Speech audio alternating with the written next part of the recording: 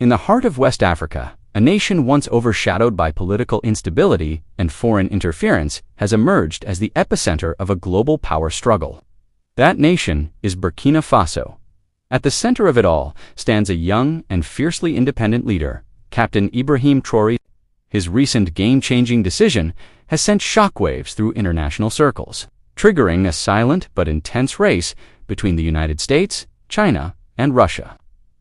The reason? A rare and immensely valuable resource, codenamed Burkinium, *4, decades. Burkina Faso's wealth was hidden beneath the earth, untouched, overlooked, and, more importantly, unexploited.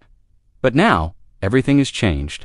Burkinium, a term coined by insiders, refers to a newly discovered and highly strategic mineral reserve found deep in the soil of Burkina Faso.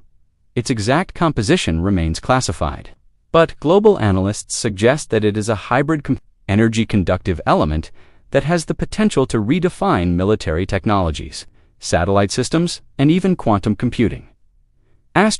When the discovery was confirmed, Traoré could have taken the predictable route. Sell rights to multinational corporations, receive praise from foreign governments, and allow foreign troops to protect the mines. But he didn't. Instead, he made a bold, defiant decision that shocked the global order. No foreign ownership, no resource extraction without Burkinabe control, and absolutely no military alliances tied to resource access. This decision, while applauded by the people of Burkina Faso, has triggered silent alarms in the corridors of power in Washington, Beijing, and Moscow. The game had begun. It wasn't the first time Africa found itself at the crossroads of global competition.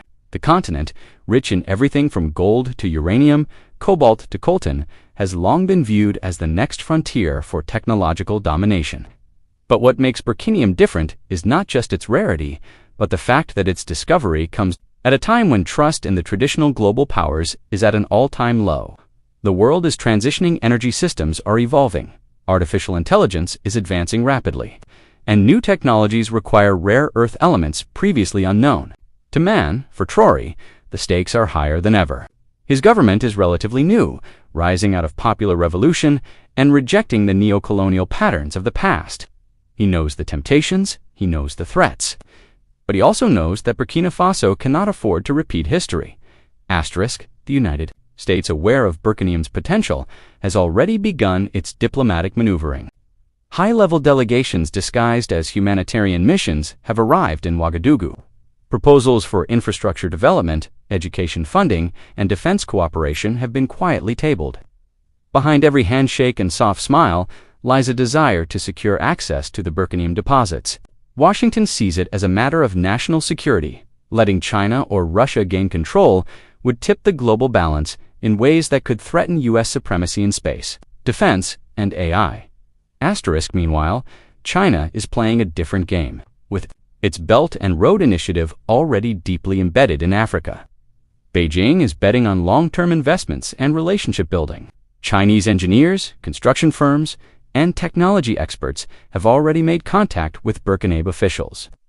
Promises of roads, hospitals, and advanced mining equipment come with minimal political strings, at least on the surface. But make no mistake, China wants Burkinium. Their tech sector needs it, their military strategy requires it, and their global ambition demands it. Russia, on the other hand, operates in shadows. Their presence in Africa has been increasing, often through private military companies and arms for resource deals. To Moscow, Burkinium is a golden opportunity to disrupt Western and Chinese dominance.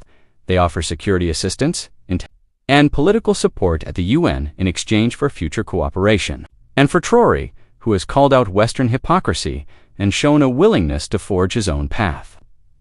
The Russian option is tempting, but dangerous. In the midst of all this, the people of Burkina Faso are watching with a mix of pride and anxiety. They believe in Traoré. For the first time in a generation, their voices feel heard, their nation respected. The streets of Ouagadougou hum with revolutionary energy. Murals of Traoré rise on walls once plastered with colonial-era propaganda. But beneath the hope lies fear. Fear that external powers will not stop at diplomacy. Fear that coups, assassinations, or economic sabotage might return to maintain the status quo. Asterisk, the international community, particularly in the West, has been cautious in its public statements. Media outlets subtly push narratives framing Traoré as a radical or an idealist, out of touch with realpolitik. Sanctions loom in the background, as do subtle economic blockades. But this time, things are different. The African youth are watching. They are awake online and organized. What happens? In Burkina Faso no longer stays within its borders. Asterisk, and it's not just geopolitics at stake. The implications of Burkinium's control stretch into technology, defense, finance, and even climate change, if properly harnessed. Burkinium could fast-track Burkina Faso into the elite group of nations leading the green energy revolution. Solar grids, battery storage, and zero-emission transport systems could become domestic realities rather than imported dreams. Traoré's vision is not just of independence, but of innovation, an Africa that creates, not just consumes, but with power comes peril. The intelligence community in the U.S. has reportedly increased its surveillance of Burkina Faso. Drones fly higher, satellites focus sharper, spy networks activate. China has offered advanced cyber defense tools, but some suspect their real goal is data extraction. Russian operatives have been spotted near mineral zones, supposedly for security consultation. Every player knows one thing: whoever controls Burkinium, even indirectly, will dominate the next century. Asterisk, meanwhile, Traoré remains publicly calm. He continues to address his people with clarity, refusing to bow to pressure. In one speech he declared, "Our land is not for sale, our future is not for negotiation. We will walk with friends, but we will not kneel before masters."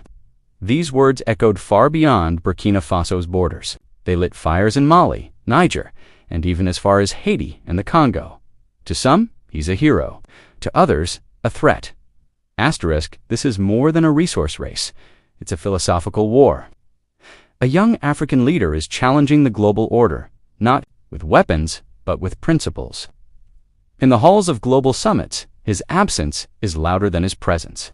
In African youth forums, his image is more influential than any celebrity. He is not just defending minerals, he is defending the right of a people to chart their own destiny. Asterisk, there are whispers that Traoré is building a continental alliance, a pact of African nations that share Burkinium-based technology and invest together in research and defense. If successful, this would not just keep external powers at bay, but reshape the entire African economic landscape. No longer beggars for aid, but partners in progress. No longer suppliers of raw materials, but innovators of the future. Asterisk, of course, the road ahead is treacherous.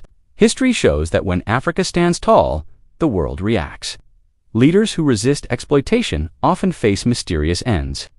Traoré knows this, but he also knows something else: the power of people. His decision to involve local universities, civil society groups, and regional elders in discussions around Burkinium has created a firewall of transparency that foreign powers find hard to penetrate. Asterisk, still, danger lurks. Every deal is a gamble. Every handshake is a risk. But for Traoré, the cost of inaction is far greater. He is not playing a game. He is rewriting the rules, and the world is watching. Asterisk, Burkinium is no longer just a mineral. It's a symbol. A test of whether a small nation can defy giants and still thrive. A signal that Africa is no longer the playground of empires, but the battleground of ideas. And in this silent war, every decision counts. Asterisk, the story is far from over. More players may enter. Tensions may rise. But one thing is certain: Ibrahim Traoré's decision has changed everything. The race for Burkinium is on, and the world may never be the same again. Asterisk.